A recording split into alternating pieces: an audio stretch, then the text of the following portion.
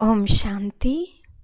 ఈరోజు మురళి 2 జనవరి 2025. బాబా చెప్తున్నారు, మధురమైన పిల్లల్లారా, బాబా పాత్ర ఖచ్చితమైనది. వారు తమ సమయంలో వస్తారు. కొద్దిగా కూడా వ్యత్యాసం ఉండదు. వారు వచ్చినందుకు స్మారక చిహ్నమైన శివరాత్రిని చాలా వైభవోపేతంగా జరపండి. ప్రశ్న: ఏ పిల్లల వికర్మలు పూర్తిగా వినాశనమవ్వవు? జవాబు: ఎవరి యోగం సరిగ్గా ఉండదో, ఎవరికి బాబా స్మృతి ఉండదో వారి వికర్మలు వినాశనం అవ్వవు. యోగయుక్తంగా ఉండని కారణంగా అంతటి సద్గతి లభించదు. పాపాలు మిగిలిపోతాయి, పదవి కూడా తగ్గిపోతుంది. యోగం లేకుంటే నామరూపాలలో చిక్కుకుంటారు. వారి మాటలే జ్ఞాపకం వస్తూ ఉంటాయి. వారు ఆత్మాభిమానులుగా ఉండలేరు. పాట: ఈరోజు ఉదయమే ఎవరు వచ్చారు? ఓం శాంతి. ఉదయము ఎన్ని గంటలకు అవుతుంది? బాబా ఉదయం ఎన్ని గంటలకు వస్తారు? కొందరు 3 గంటలకు అని, కొందరు 4 గంటలకు అని, కొందరు సంగం యుగంలో అని, కొందరు 12 గంటలకు అని చెప్పారు. బాబా ఖచ్చితంగా ఎన్ని గంటలకు అని అడుగుతున్నారు. 12 గంటలను మీరు ఉదయమని చెప్పేందుకు వీలులేదు. 12 గంటలు దాటి 1 సెకండు 1 నిమిషం అయిందంటే ఏఎం అనగా ఉదయం ప్రారంభమవుతుంది. ఇది పూర్తిగా ఉదయము. డ్రామాలో వీరి పాత్ర పూర్తిగా ఖచ్చితమైనది. 1 సెకండు కూడా ఆలస్యం జరగదు. ఈ డ్రామా అనాదిగా తయారై ఉంది. 12 గంటలు దాటి 1 సెకండ్ అయ్యే వరకు ఏఎం అని అనరు. ఇది బేహద్ విషయం. నేను ఉదయమే వస్తానని తండ్రి అంటారు. విదేశస్థుల ఏఎం పిఎంలు ఖచ్చితంగా నడుస్తాయి. అయినా వారి బుద్ధి బాగానే ఉంది. వారు అంత సతో ప్రధానంగానూ అవ్వరు, తమో ప్రధానంగా కూడా అవ్వరు. భారతీయులే 100% సతో ప్రధానంగా, మళ్ళీ 100% తమో ప్రధానంగా అవుతారు. బాబా చాలా ఖచ్చితమైన వారు. ఉదయం అనగా 12 గంటలు గడిచిన 1 నిమిషంలో వస్తారు. సెకండ్ను ఎవ్వరూ లెక్క పెట్టరు. సెకండ్ గడిచిపోవటం తెలియని కూడా తెలియదు. ఇప్పుడు ఈ విషయాలను పిల్లలైన మీరే అర్థం చేసుకుంటారు. ప్రపంచమైతే పూర్తి గాఢాంధకారంలో ఉంది. ఓ పతిత పావన రండి అని తండ్రిని భక్తులందరూ దుఃఖంలో స్మృతి చేస్తారు. వారు ఎవరో, ఎప్పుడు వస్తారో ఏమీ తెలియదు. మనుషులై ఉండి ఏది ఖచ్చితంగా తెలియదు. ఎందుకంటే పతితులుగా తమో ప్రధానంగా ఉన్నారు. వారు చేసే పనులు కూడా ఎంతో తమో ప్రధానమైనవి. ఇప్పుడు బేహద్ తండ్రి ఆర్డినెన్స్ జారీ చేస్తున్నారు. పిల్లల్లారా, కామచితులుగా జగజ్జీతులుగా అవ్వండి. ఒకవేళ ఇప్పుడు పవిత్రంగా అవ్వకుంటే వినాశనాన్ని పొందుతారు. మీరు పవిత్రంగా అవ్వటం వలన అవినాశి పదవిని పొందుతారు.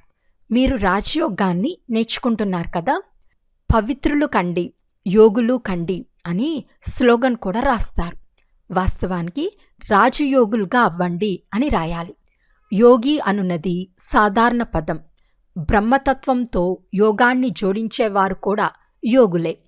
పిల్లలు తండ్రితో, స్త్రీ భర్తతో యోగాన్ని జోడిస్తారు. కానీ మీది రాజయోగము.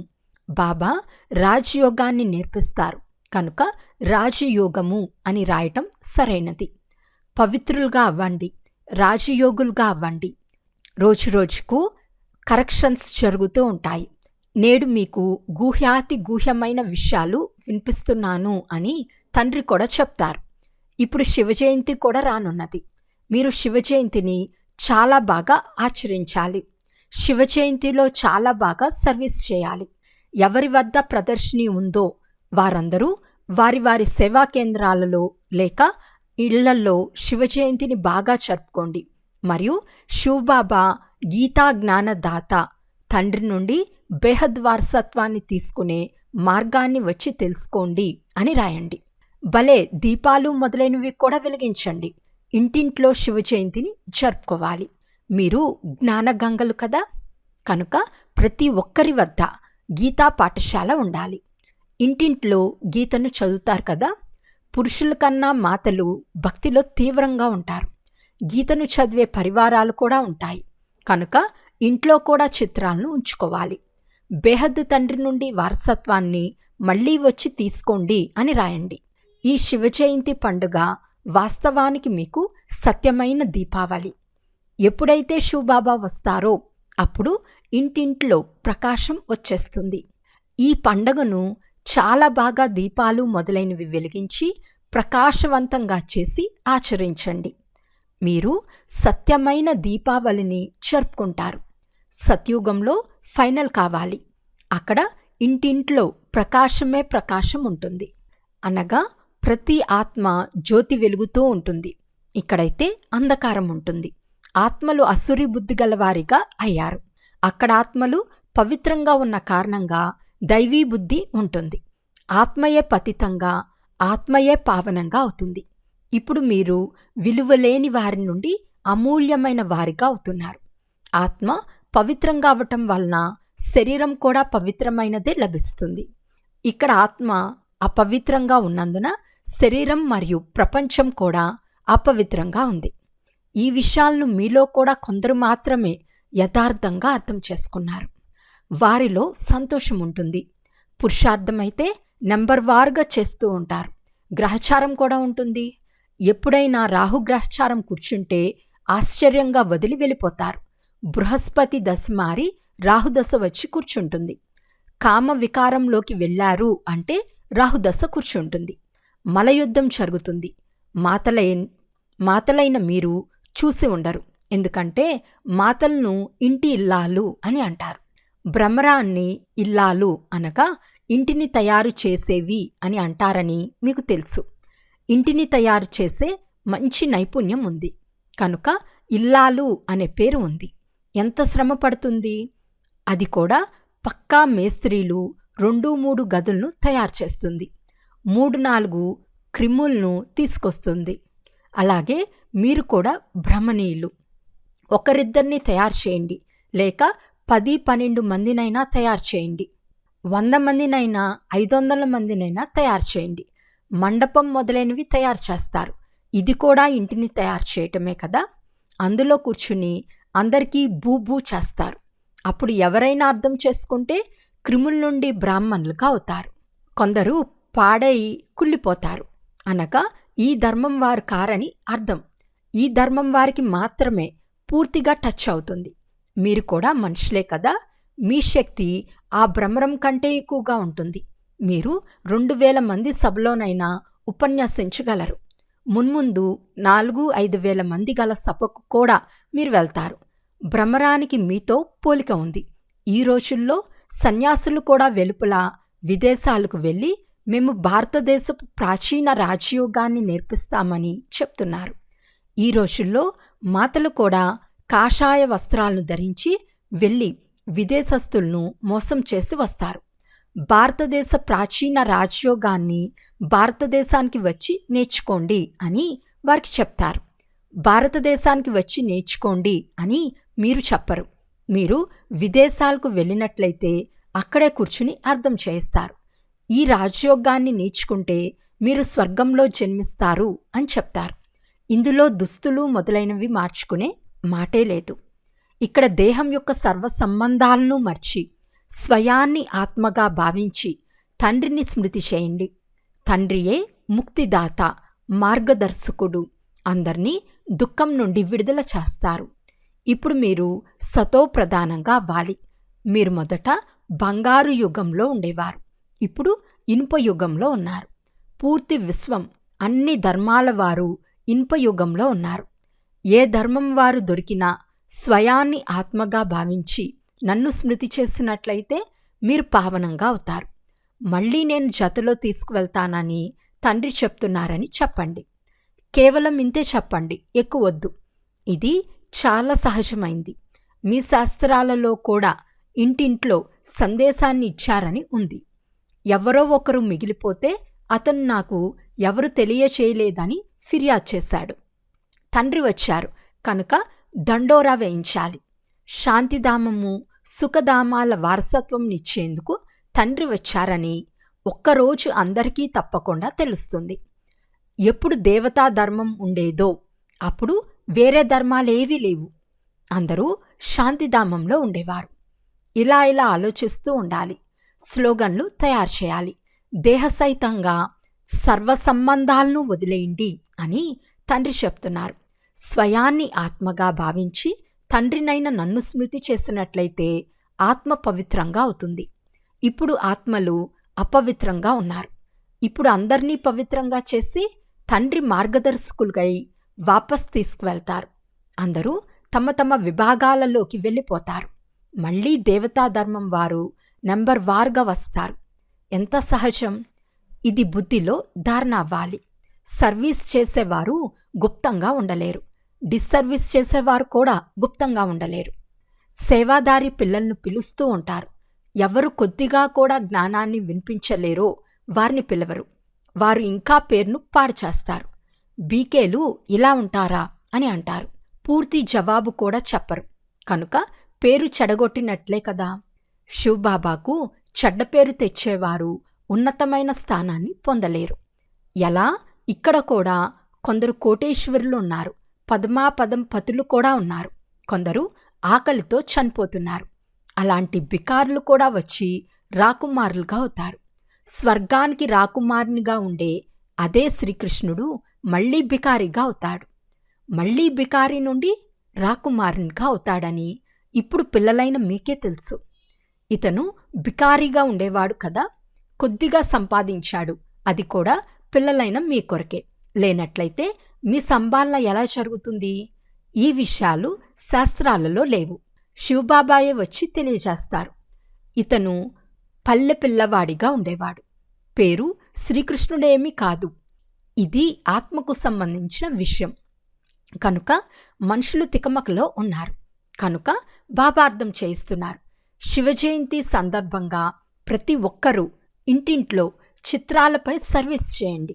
అనంతమైన తండ్రి ద్వారా 21 జన్మల కొరకు స్వర్గ సామ్రాజ్యం సెకండ్లో ఎలా లభిస్తుందో వచ్చి తెలుసుకోండి అని రాయండి.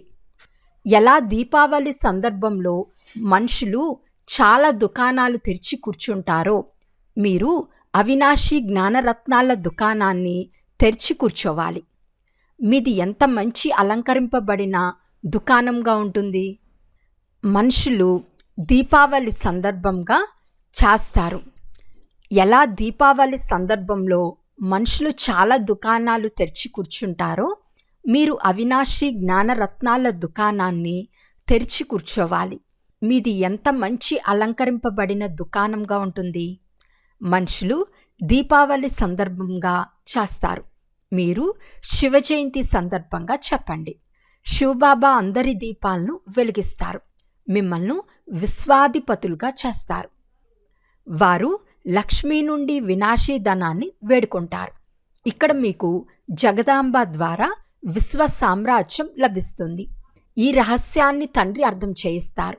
బాబా ఏ శాస్త్రాలను చదవరు. తండ్రి చెప్తారు, నేను జ్ఞానసాగరుడును కదా, ఫలానా పిల్లలు సర్వీస్ చాలా బాగా చేస్తారని తెలుసు. అందుకే వారు గుర్తుకొస్తారు. అంతేకాని ప్రతి ఒక్కరి ఆంతర్యంలో ఏమేం జరుగుతుందో కూర్చుని తెలుసుకోను. అవును, కొన్ని సమయాల్లో మీరు పతితులు అని తెలుస్తుంది. సంశయం వస్తుంది. వారు ముఖమే నిరాశగా వాడిపోయి ఉంటుంది. అతన్ని అడగండి అని పైనుండి బాబా కూడా చెప్పి పంపుతారు. ఇది కూడా డ్రామాలో నిర్ణయించబడి ఉంది. కొందరి కొరకు చెప్తారు, అంతేకాని అందరికీ చెప్తారని కాదు. ముఖము నల్లగా చేసుకునేవారు చాలామంది ఉన్నారు. అలా ఎవరు చేస్తారో వారు తమను తామే నష్టపరుచుకుంటారు. సత్యాన్ని తెలియచేయటం వలన కొంత లాభం ఉంటుంది. చెప్పకపోవటం వలన ఇంకా నష్టపోతారు. బాబా మిమ్మల్ని సుందరంగా చేసేందుకు వచ్చారు. అయినా నేను మళ్ళీ ముఖం నల్లగా చేసుకుంటానని అర్థం చేసుకోవాలి. ఇది అసలే ముళ్ళ ప్రపంచం. ముళ్ళ వంటి మనుషులున్నారు. సత్యుగాన్ని భగవంతుని తోట అని అంటారు. ఇది అడవి. కనుక తండ్రి చెప్తారు, ఎప్పుడెప్పుడు ధర్మగ్లాని జరుగుతుందో అప్పుడు నేను వస్తాను. మొదటి నంబర్ శ్రీకృష్ణుడు 84 జన్మల తర్వాత ఎలా తయారవుతారో చూడండి. ఇప్పుడు అందరూ తమో ప్రధానంగా ఉన్నారు. పరస్పరంలో జగడాలాడుతూ కొట్లాడుకుంటూ ఉంటారు. ఇదంతా డ్రామాలో ఉంది. తర్వాత స్వర్గంలో ఇవేవీ ఉండవు. పాయింట్లు చాలా ఉంటాయి, నోట్ చేసుకోవాలి. న్యాయవాదులు కూడా పాయింట్లను నోట్ చేసుకునేందుకు పుస్తకాన్ని ఉంచుకుంటారు కదా. వైద్యులు కూడా పుస్తకం ఉంచుకుంటారు. దానిలో చూసి ఔషధాలను ఇస్తారు. కనుక పిల్లలు ఎంత బాగా చదవాలి, సర్వీస్ చేయాలి. బాబా మన్మనా భవ అను నంబర్ 1 మంత్రాన్ని ఇచ్చారు. తండ్రిని మరియు ఆస్తిని స్మృతి చేసినట్లయితే స్వర్గానికి అధిపతులుగా అవుతారు. శివ జయంతిని జరుపుకుంటారు. కానీ శివబాబా ఏం చేశారో తెలియదు. తప్పకుండా స్వర్గ వారసత్వంను ఇచ్చి ఉంటారు. బాబా వచ్చి 5000 సంవత్సరాలైంది.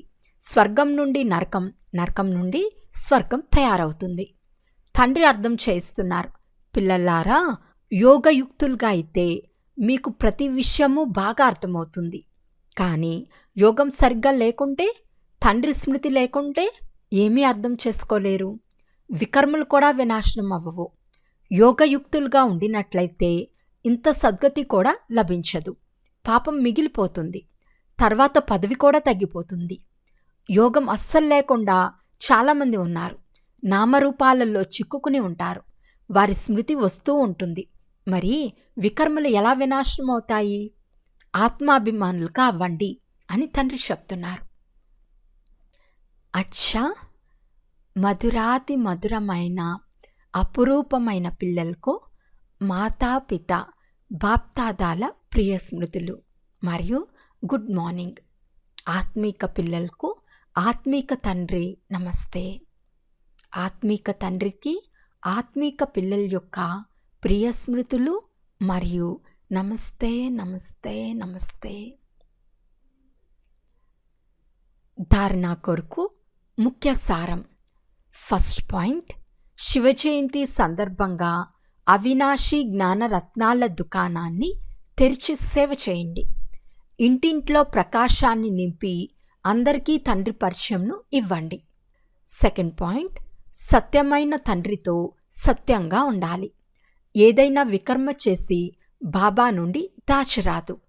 ఏ పాపము మిగిలి ఉండని విధంగా యోగయుక్తంగా అవ్వాలి. ఎవరి నామరూపాల్లోనూ చిక్కుకోరాదు. ఈరోజు వరదానము, నాది అనే భావాన్ని తొలగించుకుని బ్రహ్మ బాబా సమానం శ్రేష్ఠ త్యాగులుగా అవ్వండి. సంబంధాల త్యాగము, వైభవాల త్యాగము ఇవేమి గొప్ప విషయాలు కాదు. కానీ ప్రతి కార్యంలో, సంకల్పంలో కూడా ఇతరులను ముందుంచాలనే భావన ఉంచుకోవటం, అనగా నాది అనే భావనను పూర్తిగా తొలగించి ముందు మీరు అని వారిని ముందు ఉంచటం, ఇది శ్రేష్టమైన త్యాగం. దీనినే స్వయం యొక్క భావాన్ని తొలగించుకోవటం అని అంటారు. ఉదాహరణకి బ్రహ్మా బాబా సదా పిల్లలను ముందుంచారు. నేను ముందుండాలి అనే భావాన్ని కూడా సదా త్యాగం చేశారు. ఈ త్యాగం కారణంగానే అందరికంటే ముందు, అనగా నెంబర్ 1లోకి వెళ్ళే ఫలం లభించింది. కనుక తండ్రిని అనుసరించండి. స్లోగన్, వెంటనే ఎవ్వర్లో లోపాన్ని అయినా వెలికి తీయటం కూడా దుఃఖమివ్వటమే.